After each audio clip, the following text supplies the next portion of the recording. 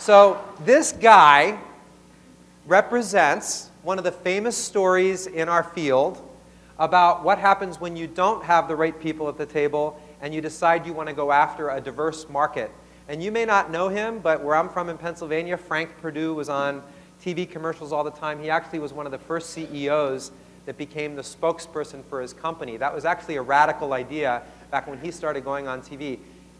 You know, he's a good-looking guy, but he's not who most companies would choose to be as a spokesperson. People used to say Frank Perdue looks like a chicken.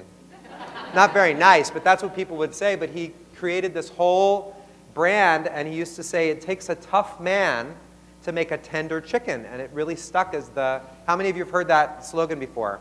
Maybe you have Tyson in the Midwest, maybe. But big. Have you heard of Perdue? Raise your hand if you've heard of Perdue chicken, right? So whenever the markets opened in China, Perdue thought that it would be really cool to take that slogan and translate it into Mandarin, translate it into Cantonese, and they took out billboards in the major cities, but they didn't actually have people on the team that really understood the language. They maybe just plugged it into a translator system. And so across billboards, many people in China, when they read the billboard, that was what they intended to say. When they're looking up at the billboard, it said, this is the truth. It takes a virile man to impregnate a chicken.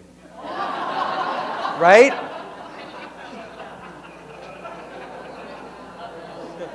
Yeah, what kind of brand, I don't think I want to buy that chicken, right?